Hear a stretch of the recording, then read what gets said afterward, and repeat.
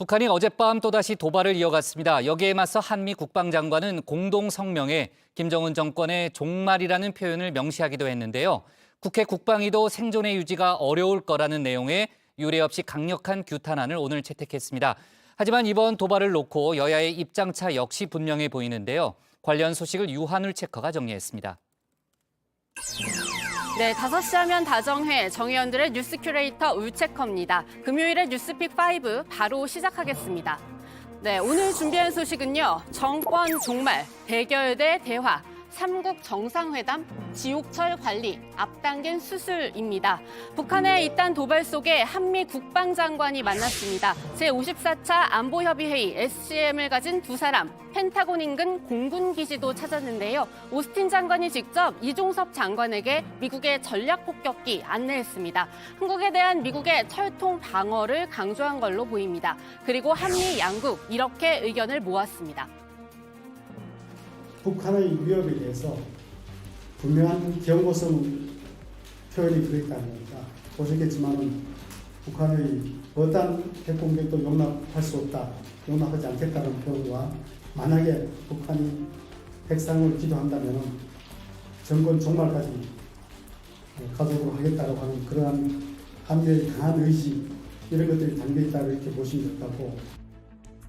네, 이 SCM 협의 결과는 조금 있다가 더 살펴보도록 하고요. 그에 앞서 북한은 어젯밤 9시 35분 또다시 도발을 감행했습니다. 동해상으로 단거리 탄도미사일 3발을 발사한 겁니다. 아침에 쐈다가 실패한 ICBM에서 다시 도발 수위 낮췄고요. 구형 미사일로 알려졌습니다. 올 들어 계속 쏘아올린 신형 미사일의 수량을 조절하려 했거나 우리 군에 혼란을 주기 위해 연막 작전을 벌인 거란 분석이 나옵니다. 곧 다시 ICBM 발사에 나설 거란 관측도 있습니다.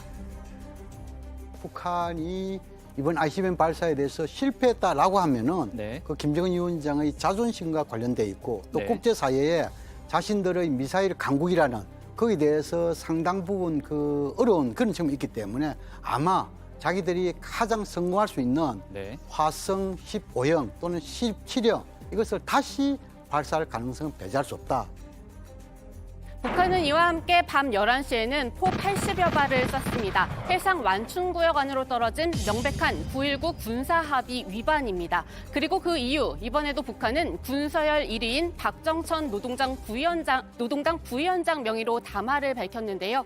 비슬런트 스톰 직접 언급하면서 한미공군이 이 연합훈련을 연장하기로 한 데 대해 비판했습니다. 매우 위험하고 잘못된 선택이다. 미국과 남조선의 무책임한 결정은 연합군의 도발적 군사행위로 초래된 현 상황을 통제불능의 국면으로 떠밀고 있다. 미국과 남조선은 자기들이 돌이킬 수 없는 엄청난 실수를 저질렀다는 것을 알게 될 것이다. 그런데 북한 잇따른 도발을 이렇게 정당한 방어 행위로 설명하면서도요. 정작 노동신문에는 관련 소식 한 줄도 실지 않고 있습니다. 그제 하루 쏘아올린 미사일만 1,000억 원 어치로 추정된다는 소식 어제 전해드렸는데요. 어제 쏘아올린 것까지 더하면 1,854억 원, 북한의 2년치 쌀 수입액에 달할 거란 보도 나왔습니다. 이 부분을 북한 주민들에게 알리지 않으려는 것 아니냐는 분석 나옵니다.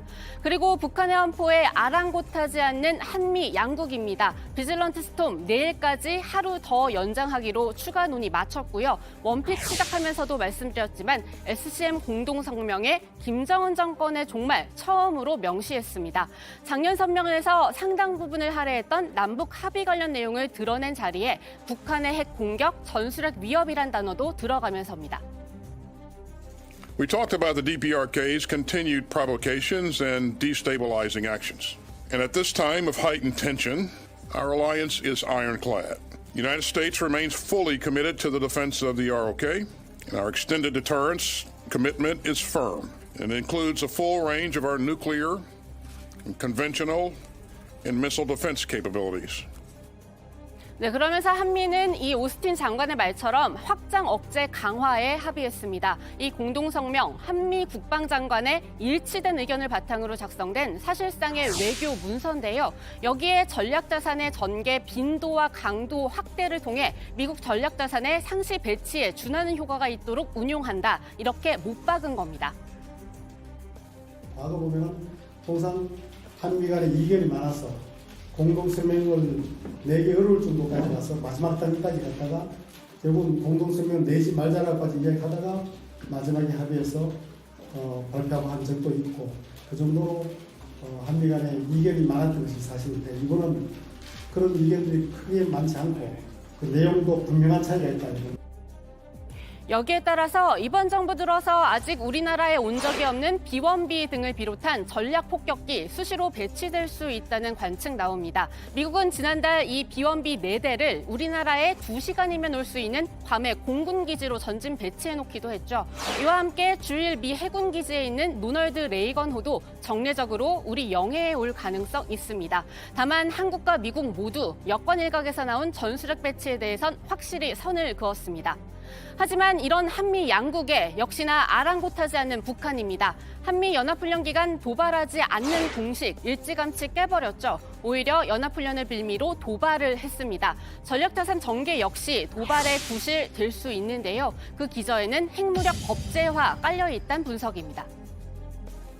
훈련과 관계없이도 이런 도발을 계속해왔기 때문에 우리 방어 성격의 우리 훈련에 대한 도발 성격보다는 지금 핵무기를 법제한 이후에 핵무기를 언제든지 사용하겠다 이렇게 선언한 이후에 그 핵무기를 믿고 다양한 방법으로 도발을 진행하고 있다. 우리를 협박하고 있다 이렇게 봐야 되겠죠.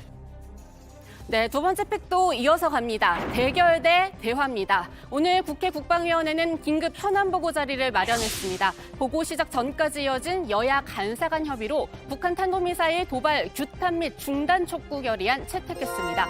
북한이 도발을 지속할 경우 김정은 정권의 생존도 유지하기 어려울 것으로 확신한다. 이렇게 유례 없이 강한 어조입니다.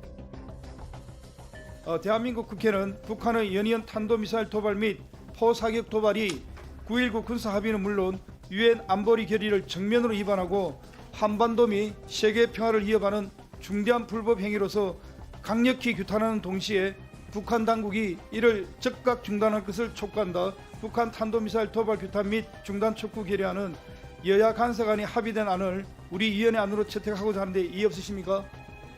예, 가결됐음을 선포합니다.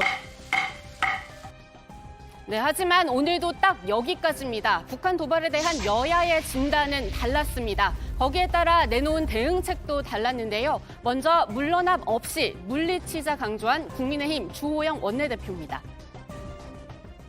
국방부 안보당국이 철저히 대비를 하겠습니다마는 북한은 결코 자기들의 의도를 달성할 수 없고 우리는 추호도 물러남이 없이 북한의 의도를 간파하고 물리칠 수 있는 그런 태세와 의지를 갖추고 있다는 점을 국민들에게 보여주기를 바랍니다. 앞서 정진석 비대위원장은 이번 북한 도발, 문재인 정권 5년 동안 김정은 위원장에게 시간을 벌어줬기 때문이다. 이렇게 비판했죠. 민주당 이재명 대표 오늘 당 평화안보대책위원회 첫 회의 직접 주재하면서요. 애둘러 이번 정권 탓으로 돌렸습니다.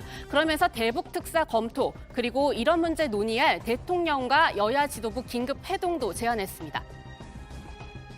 전쟁 나도 상관없다라는 인식과 그런 태도가 전쟁을 부를 수 있고 공멸을 초래하지 않을까 참으로 걱정됩니다. 전쟁 중에도 대화는 필요합니다. 싸워서 이기는 것보다는 싸울 필요가 없는 상태를 만드는 것이 진정한 국가 안보다라고 말씀드리고 있습니다. 한반도에서 긴장의 파고가 높아지는 지금 이 순간이야말로 평화를 지키는 것을 넘어서서 평화를 만들어내는 담대한 전략 그리고 결단이 필요합니다. 네, 그리고 이 같은 자리에서는 더 적나라한 비판도 나왔습니다. 기본적으로 처음부터 이 정부는 편을 정하고 진영을 정하는 진영 대결 외교를 해왔습니다. 외교는 수단을 많이 가질수록 좋은데 더하기 외교를 하지 않고 빼기 외교를 했습니다. 지금도 한국이 만나는 것은 미국과 일본밖에 없습니다. 이거는 외교의 기본이 안 되어 있다고 저는 생각합니다. 편을 들면 편해지는가? 전혀 편해지지 않고 지금 불편해지고 있습니다. 네, 오늘 북한 도발과 관련해 국방부의 비공개 보고를 받은 국회 국방위. 여기에서는 울릉도 공습 경보, 우리 군의 미사일 발사 실패 등 우리 대응 체계에 대한 지적 이어졌습니다. 자세한 내용은 들어가서 더 전해드리도록 하고요. 세 번째 픽은 3국 정상회담 소식입니다. 북한의 급발진 가운데 한국과 미국, 일본 3국의 정상회담 이야기도 나오고 있습니다. 일본 언론이 정부 관계자를 인용해 보도했는데요. 이달 중순 동남아에서 열리는 아세안 관련 정상회의 또 G20 정상회의를 계기로 회담 개최 조율하고 있다는 겁니다. 성사될 경우 5개월 만인데요. 이와 함께 한일 정상회담 개최도 모색하고 있지만 실현 여부는 불투명하다고 일본 언론은 보도했습니다. 대통령실은 아직 논의 전이라고 밝혔습니다. 네, 또 다음 픽은 지옥철 관리입니다. 며칠 전 뉴스픽에서 과밀의 일상화 짚어드린 적이 있습니다. 정부가 오늘부터 그중 하나인 출퇴근 시간대 지하철에 대해 관리에 들어간다고 밝혔습니다. 지하철 혼잡 시간도 이번 사고와 유사한 고위험 상황이 초래될 수 있습니다. 경찰청은 오늘부터 지하철 혼잡 시간인 출퇴근 시간대에 서울교통공사 보안관과 함께 질서 유지 안전 활동을 실시합니다. 혼잡으로 인해 사고가 발생하지 않도록 철저히 대응해 주시기 바랍니다. 그리고 이태원 참사 일어난 지 오늘로 7일째죠. 하지만 아직도 해결해 나가야 할 문제가 많습니다. 이를 위해 중대본은 총리실 국장이 이끄는 원스톱 통합 지원센터도 설치합니다. 행안부와 복지부, 서울시 등에서도 참여합니다. 중앙재난안전대책본부에서는 사상자와 가족 등에 대한 장례, 부상자 치료, 구호금 지급, 심리치료 상담 등 각종 지원을 통합하여 원스톱으로 처리하기 위해서 이태원 사고 원스톱 통합지원센터를 설치하기로 하였습니다. 네, 오늘의 마지막 픽은 앞당긴 수술입니다. 유럽축구연맹 챔피언스리그를 뛰던 중 안아골절이 된 손흥민 선수, 오늘 수술대에 오릅니다. 원래 현지 시간 5일로 예정돼 있던 수술, 손흥민의 요구로 하루 앞당겼는데요. 월드컵을 앞둔 손흥민 선수의 강력한 회복 의지 엿볼 수 있는 대목입니다. 손흥민 선수의 빠른 쾌유를 기원합니다. 네, 오늘의 뉴스픽은 여기까지입니다. 마음도 고단한 이번 한 주 정혜원님들 고생 많으셨고요. 들어가서 원픽 뽑겠습니다. 뉴스픽 5였습니다.